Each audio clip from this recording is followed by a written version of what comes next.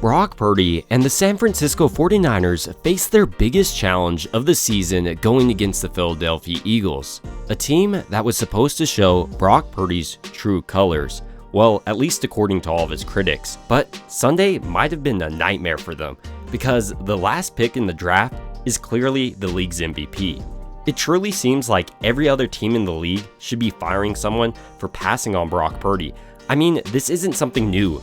Brock Purdy was balling during his time at Perry High School in Arizona, where he led his team all the way to a championship game. He was vital for the success at Iowa. However, it's clear no one saw Brock Purdy being a QB that currently ranks first in passer rating, completion percentage, touchdowns in attempt, yards in attempt, and yards to completion. When you throw in the fact Brock Purdy has 4 games this season with at least 3 touchdown passes and a rating of 140 plus, the only other quarterbacks to ever do that were Tom Brady and Aaron Rodgers, both who won MVP, you can see why I'm calling for MVP for Brock Purdy. But even deeper than stats, when you watch Brock Purdy on the field, I believe he looks like an MVP. Take this last Sunday for example. Purdy, despite struggling on his first 2 drives and going down, which was considered the best team in the league, he led 6 straight touchdown drives. So in this video, I want to dive deeper into Purdy's revenge game. Starting out with, I think, the biggest criticism on Purdy, and that's that he doesn't elevate the play around him. On this play, for instance, he does though. Facing 2nd and 15, he throws with anticipation and finds Brandon Ayuk on this nice little out route.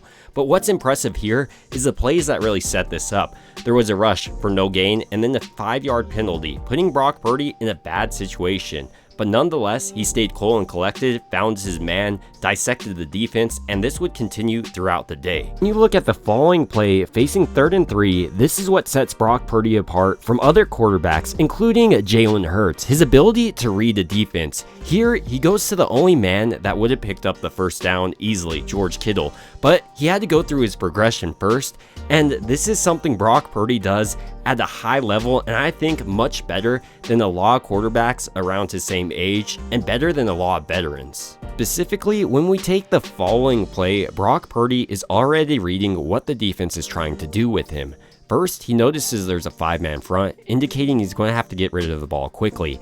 And well, he does. And thanks to his great timing he has with Brandon Ayuk he's developed throughout this season, the ball gets there as soon as Brandon Ayuk is coming out of his break. And I think what this does for a wide receiver is allow them to get extra yards after the catch, as well as reducing the chances of interception on the quarterback. The next big thing that Brock Purdy gets pushed back on when you say he deserves an MVP is, well, he has so many weapons and they do it all for him. But the fact is, when you look at this game, Brock Purdy was responsible for really getting this offense going. The first 4 positive plays of this entire game for San Francisco all came throughout the air. But I'm sure it also helped to have a guy like Deebo Samuel who was trash talking before this game and backed up all of his trash talk, because this guy absolutely went off. But back to Brock Purdy, another aspect of his game why I think he doesn't need to be the biggest, the strongest, is because he makes minimal mistakes. He checks down, in this instance to George Kittle,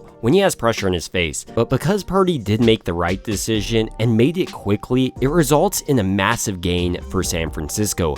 And these are the type of plays that people will say, oh, he's just a system quarterback. But the fact is, Purdy is making right decisions consistently and putting his team in position to score. And the right decision isn't always the first one. When we look at his scoring touchdown pass on this drive, facing 3rd and 2, down 6, he doesn't go with the design man on this play, who's Juwan Jennings. Rather, you can see how he kind of pump fakes it there and hits Brandon Ayuk deep in the end zone. This is a great catch and pass from Purdy. On the following drive, we would once again see Purdy's processing skills. This time, utilizing Kyle Shanahan's motion, he's able to quickly diagnose the defenses in zone coverage, and he finds the zone beater, in this case, George Kittle, who finds his way above the backer. Next thing I want to talk about for this play specifically is how this play design really puts this linebacker in bad position. You can see how he's drawn towards Deebo Samuel, and can you blame him? But this allows George Kittle to get above the top, and Brock Purdy is able to quickly find him. You can't allow Brock Purdy just to cook you like this. Later on in the same drive, Purdy would be back to his same antics, just cooking this Philadelphia defense. They bring pressure, and it was a bad decision because Purdy can read zone like no other. Here, he's picking on this corner, and since he follows Deebo Samuel out deeper, he quickly releases it. And this anticipation he throws with to Brandon Ayuk is why this ball isn't broken up. Look at it closely. Just looking at Brandon Ayuk's route and Deebo's route right now, you can see what I'm talking about. They're truly making this corner to decide either to follow Deebo Samuel deeper or Brandon Ayuk. And by the time Brock Purdy throws it, he's too far out of the route to come back and break up this pass. Later on in this game, Brock Purdy would be facing man coverage, once again indicated by the helpful motion by Kyle Shanahan.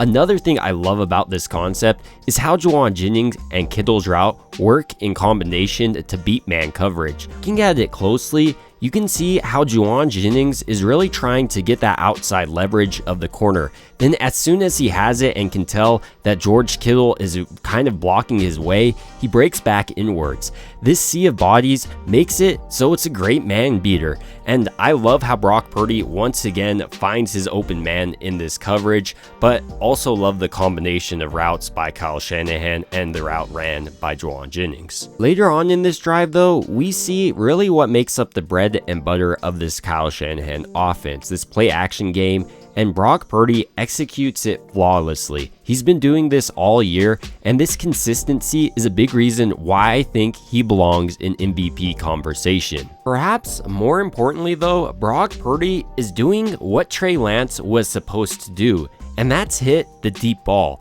Brock Purdy is actually one of the best quarterbacks across the entire NFL this year at hitting these deep passes.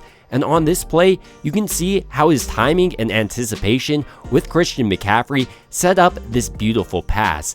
And when people say Brock Purdy can't throw deep, I don't know what they're really talking about, because time and time again, he's connecting deep down the field and picking up massive yardage for his team. When we look at the next drive, for example, we can see how Purdy turns down an easy pickup with Christian McCaffrey in the flat, but rather looks to Brandon Ayuk deep down the field and hits him. However, if there's one thing that truly sets Brock Purdy apart from all the other quarterbacks is his anticipation he throws with. I mean, once again in this game, with Jauan Jennings, a different wide receiver, he's throwing it before he's even coming out of his break. And if he threw it any later, it would have been broken up, and the Niners couldn't have gone for it, and that would have resulted in the drive ending right there. So while many people looked at this Philadelphia Eagles game as a test for Brock Purdy to expose him potentially, I think all Brock Purdy showed is that he deserves to be considered an MVP level candidate. I mean, he's playing like the best quarterback across the entire league right now. But these are just my thoughts on how Brock Purdy played, not just in this game, but throughout this entire year. And I'd like to hear your thoughts down below. It would also mean a ton to me if you liked and subscribed. And as always, I hope you guys have a great rest of your day.